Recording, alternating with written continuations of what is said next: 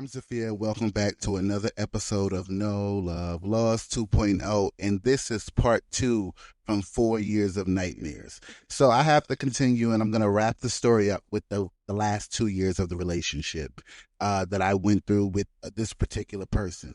So the continue the story after his grandmother had passed away, the situation arise was I end up moving to the Bronx. Whatever the case may be, this person would literally want me to come out to Long Island every week on a regular basis instead of coming to the Bronx. I said, you do understand that I don't live in Long Island anymore and I moved due to a teaching opportunity. So at Success Academy. So whatever the case may be, we just kept going through trials and tribulations. And I remember it got to the point where I stopped like arguing with him. I remember I used to scream. We used to yell at each other on the phone until I would lose my voice type shit. And I just started to think about it like, this is not how life's supposed to be. I'm not even gonna lie to y'all. I got to the Bronx and I was cutting. I just was doing my thing because I just was like, at the end of the day, you know what, I'm in the Bronx, you in Long Island, you ain't trying to come here. You got me literally traveling to Long Island every single week. This is crazy now. Like, this is out of control. So ultimately what happened was he did end up getting a job, I think in the third year, which it didn't last long because COVID hit and then he did stop working again. Due to he kept saying he kept testing positive for COVID, and he just wanted to. Honestly, that man just wanted to sit up there, eat off that unemployment that they was giving when they was giving people like I think $600 a week on top of everything. So I know what it is because he was not trying to be at nobody's job. And he was telling me that he wasn't doing drugs no more, that he stopped all that. And I'm like, okay, and I did start seeing some improvements. But nah, he wasn't doing the perks like that, but he was still coking. He was, I could tell, because I had found it in his car at least twice. And I just was like, wow, this is crazy. You say you're not doing this no more, but here it is again. So then I think it was about 2020. Yeah, 2020. We still together or whatever, because we was together since 2016. We still together. I don't know how I ended up with this man this long. Like, when I tell you I had you ever seen the drunk glasses? They be like, oh, put the goggles on. This is what you see when you drunk. You don't have the best, you don't have the best vision when you're drunk, and you're not going to have the ability to understand right from wrong or whatever.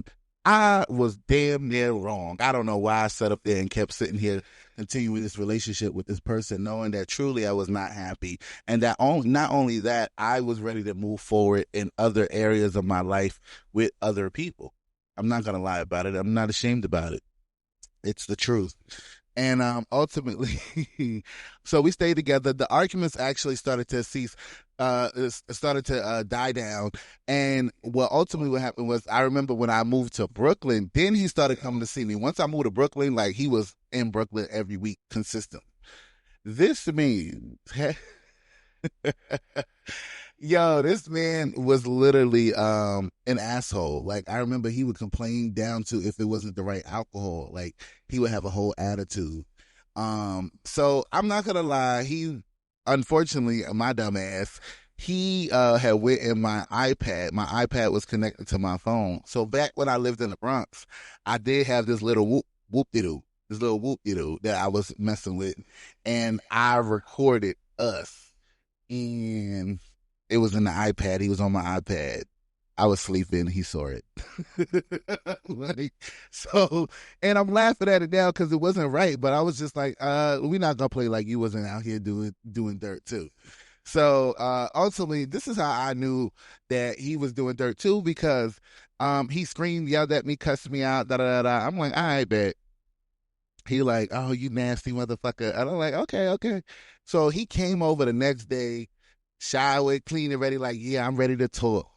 Bruh, we talked or whatever, but I was in that ass within 20 minutes of him being there. I'm like, if you that mad at me the day after you find out I cheated on you, and I had cheated on him it was like a whole maybe 8 months later after he found out. And it's just the video was still in my phone. And it was in my phone, so it was connected to my iPad. So he ended up Finding out what we was having sex the next day after. Listen, if you really ain't doing nothing out here in the world, and I know this is a little narcissistic, but how is it that you were comfortable with giving up them drawers? And literally, he was cleaned out. He was ready. He was cleaned out, like he dushed and all that. He was ready to take this dick. So I'm like, yo, you was real ready to. And every time after, he would argue with me, cuss me out. Then he told me he forgave me, whatever the case may be. And then, but every time he would come to cuss me out and tell me off, we would fuck. We was fucking. So, like I said, it was a toxic relationship. And then my mom ended up having a stroke towards the end of 2020, and I had to leave for Thanksgiving. And well, I didn't leave for Thanksgiving. I left right before Thanksgiving to go see my mom or whatever the case may be. And he was mad about that. Like, oh, you leaving? How you gonna leave before Thanksgiving? I said, bro, I'm going to see my mom. I said, my mom just had her third stroke. Like, what is the problem? I said, I'll be back by Thanksgiving. Child, I was back by Thanksgiving, cooked the whole meal. You know this man did not show up to Thanksgiving. So what was the point of you wanting me to be back? He came the next day, like the next morning after Thanksgiving. He came to my house at like 7 o'clock in the morning the next day after Thanksgiving, which was crazy to me. Because I said, you was just sitting here complaining and talking crap about how I need to be back, and you didn't even come on Thanksgiving. And then he was like, oh, no, I was drunk or whatever the case may be. So Christmas, I came out to Long Island. He got so fucked up on drugs, he could not come back to meet me. And I was like, well, I'm gonna go home. You know, I'm gonna go back to Brooklyn. And he was like, oh no, just wait for me. Just wait for me. Just stay there. We're gonna be together. I'm like, nah, I'm gonna head home. It's all right. Don't worry about it. So he was like, "Oh, you're so fucking annoying. I can't stand you." And I'm like, "Okay, well, this is how I knew I was over it, because at this point by Christmas 2020, I was like, I wasn't even mad no more. I wouldn't even argue. He would curse me out, and I would just be like, okay. Like it got to the point where I was just like, okay, but what do you want me to do with that? You want to curse me out? You want to disrespect me? You want to violate me? Do your thing, player. But at the end of the day, I'm still gonna be all right. So he ended up what happened was the last 2 months of our relationship, so we'll say from January, end of December, all of January, we was not having sex. We were not in relations. We were not fucking and none of that. And I had told him, I was like, well, I'm gonna buy a house and I'm gonna move. And he was like, oh well, I want to move with you. I was like, okay, that's fine. But I said, we need to figure out if we need to even be in a relationship. I said, we've been together over 4 years. I said, and we're still stuck in the place of, we don't know what we're doing as a unit. I said, so with that being said, I said, we need to find out either how we find our way back to each other, or we need to just move on from each other.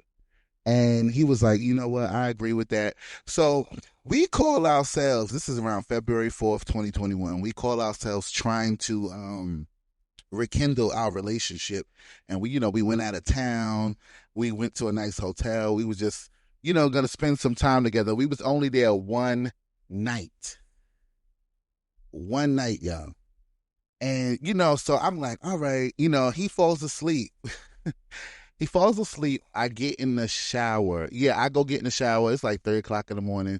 And I'm like, all right, I'm going to get in the shower, and then we're going to do, what we're going to do. We're going to do what we do, because it's been like a month and a half since we had sex.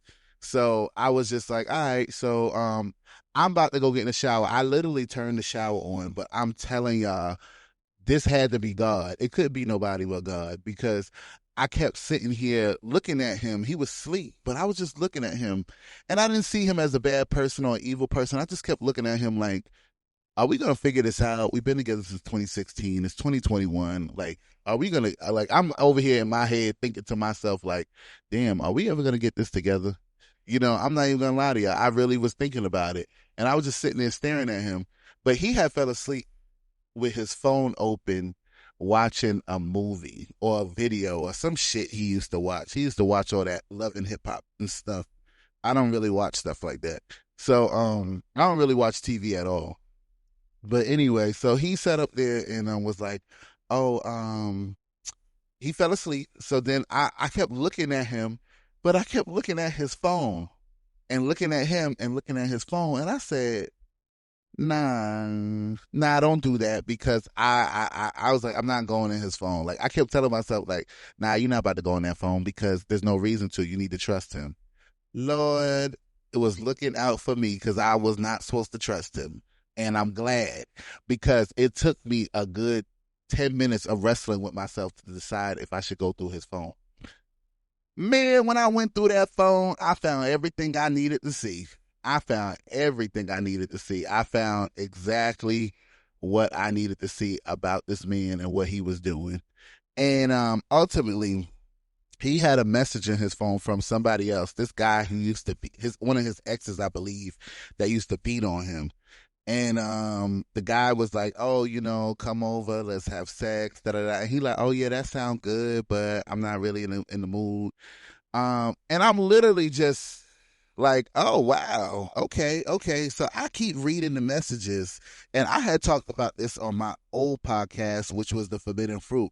I had read the messages. This man literally had mm, he had the monster HIV. And the other person had told him like, "Hey, I found out blah blah blah," and I'm like, oh my god, I'm going crazy, y'all. I'm going crazy because I'm like, oh hell no. I'm reading the message. I sent everything to myself so he can't deny it. I wake him up like, "Yo, what the fuck is this? Like, what the fuck is this?" And he's like, "What? No, no." And I'm like, he was like, I don't know what you're talking about." I said, "It's right there in your phone, dumbass." I said, "It says it right there." And I ain't gonna lie, I wanted to swing on him. I ain't gonna lie to y'all. I wanted to rock and sock his motherfucking head every which way, because obviously I'm scared now, because like now I gotta go get tested. And this man is like, oh, fuck you then. I'm like, okay. And I said, you know what? Before I knocked him off his motherfucking rocker, I said, you know what? You're not worth the life that I built for myself, or I have a whole fucking degree in education. I'm not about to whoop your ass and literally never can do my profession again. Even though I don't teach anymore to this day, I stopped teaching because the money is trash. Especially in the state I live now versus when I lived in New York, the money is bad. The money down here to get as a teacher is so bad, you have to have a second job. So whatever the case may be, I actually grabbed all my stuff, and I'm not gonna lie to y'all, I just walked out that hotel and I left him, and I just drove off, and I went back to Brooklyn. It took me a little while, but I got my ass back to Brooklyn because I said to myself, I said, this is not worth it. I said, this man is, and mind you, there's different times when God was telling me, even in the beginning when he had a boyfriend while we were messing around, that was God telling me, like, leave this man alone. Every time I would see God telling me to leave this man alone, and I'm not saying I was perfect in that relationship, I would not listen. And I tell people now, after that, I learned a big lesson. God will pull you and snatch you from something when you're not listening to him. He'll give you those subtle indications that you need to leave the situation alone. You need to just go ahead and move past it and stay away from it. And you know what we'll do? We'll hold on it as tight as we can. We'll hold on it to dear life. It took for that one situation to happen for me to completely stop being in relations with this man. I mean, like, I never even told him everything I knew or saw. I literally just stopped all communication, just literally stopped it. And he was just like not understanding why. But I'm like, bro, this dude just told you in your messages that he was HIV positive, and you were messing with him. Like, are you kidding me? Now, mind you, he hadn't responded to the guy since January. This is like early February. It doesn't matter. The fact is, a man just told you that he had the monster.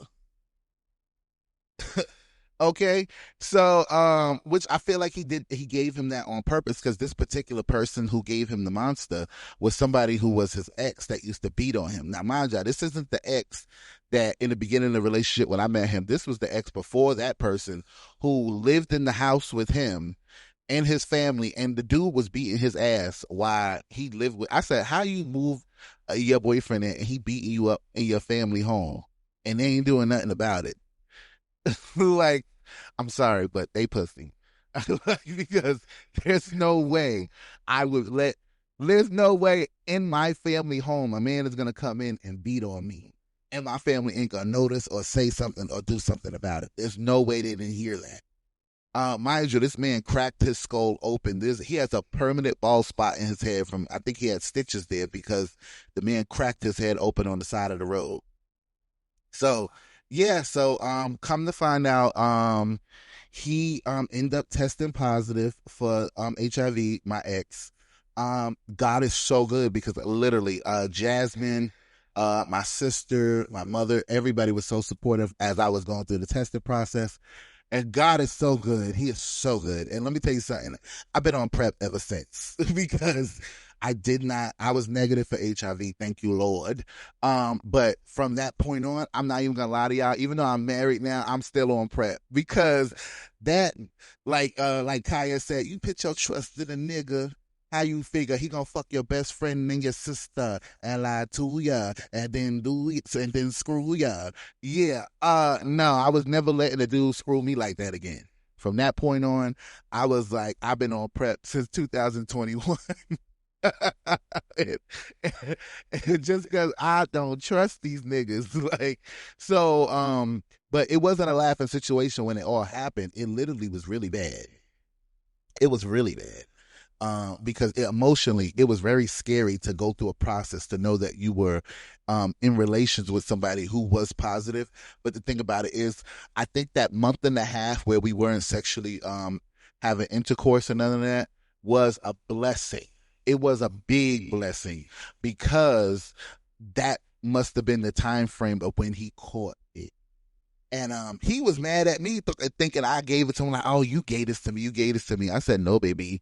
I came back with the results and sent them to him. Like, don't try to spin that narrative because you was out there letting your Bucci cat get raw dog by somebody who had the monster.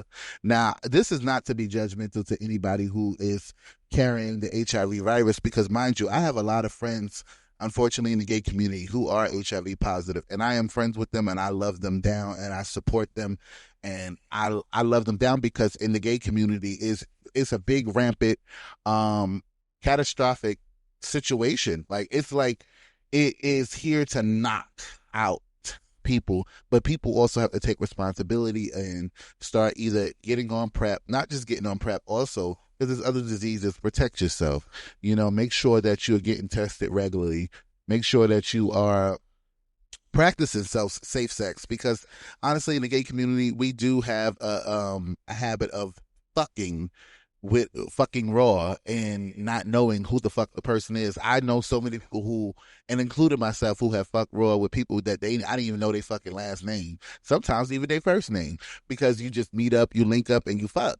Let me tell you something, 2021 changed my life and I'm glad because I am blessed enough to know that I am a negative.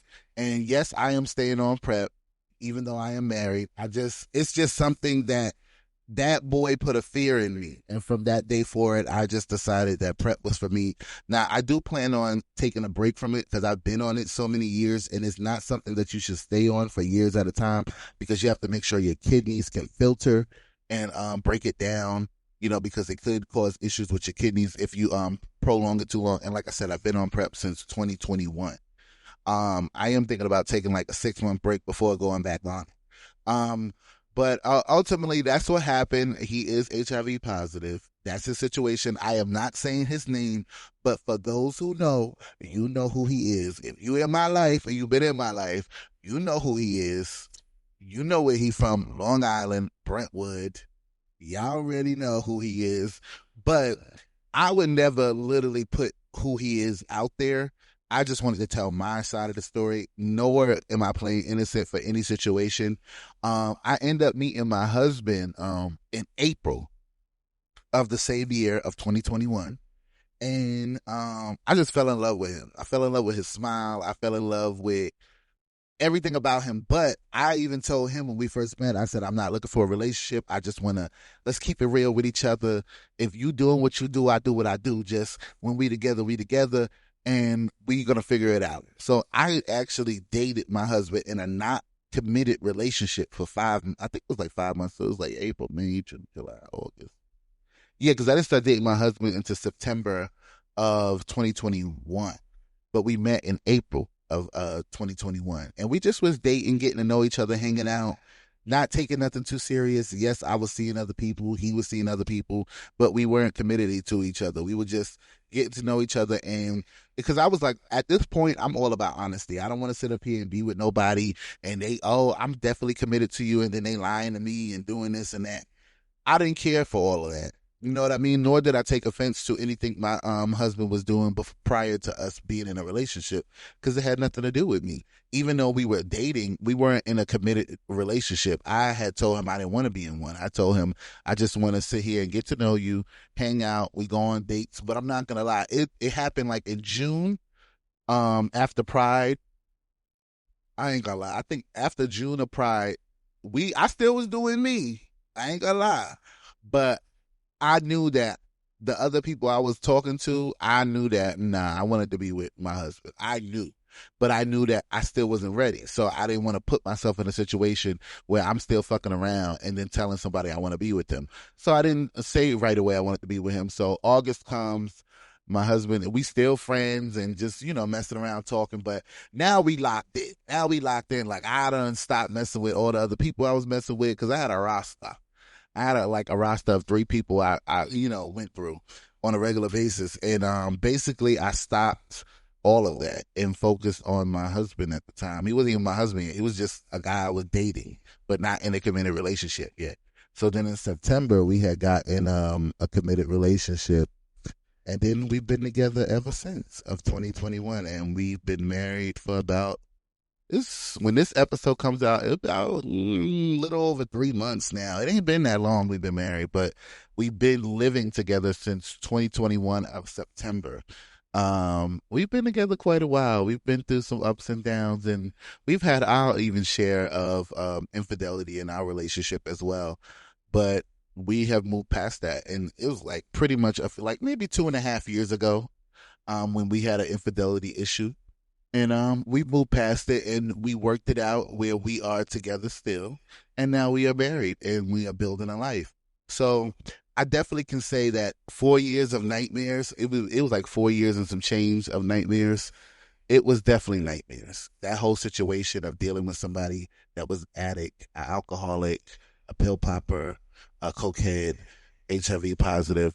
And for me to come out and have nothing from it is really a blessing. And I thank God so much. Like, this is a testimony, because sometimes even when I repeat this story back to myself, which I don't really talk about it because it's in the past, but when I repeat this story back to myself, I said, damn, I'm not going to say I was dumb, but where was the intelligence that I know I have to know better, to do better? So I am thankful to be out of the 4 years of nightmares, and I am definitely awake now. I'm definitely awake now, and I'm definitely happy. Nothing is perfect in life, but I am very happy. I am very thankful, because God had to move that boyfriend out the way for my husband to come along. And I'm glad that me and my husband, before we jumped into a relationship, we took the time to get to know each other and to explore ourselves outside each other before we committed to each other. And like I said, we've had our issues in our relationship that we've been together, but we have moved past that. It's been over 2 years, and now look at us. We're married now. We're homeowners together. We built a life together, and I'm very appreciative that I'm not in that nightmare anymore, and that I am now awake. So it's like saying good morning to myself. I really want to say I appreciate where I have come from, because I know where I could have been. So if you understand, if you know, you know. So make sure you follow No Love Lost on YouTube.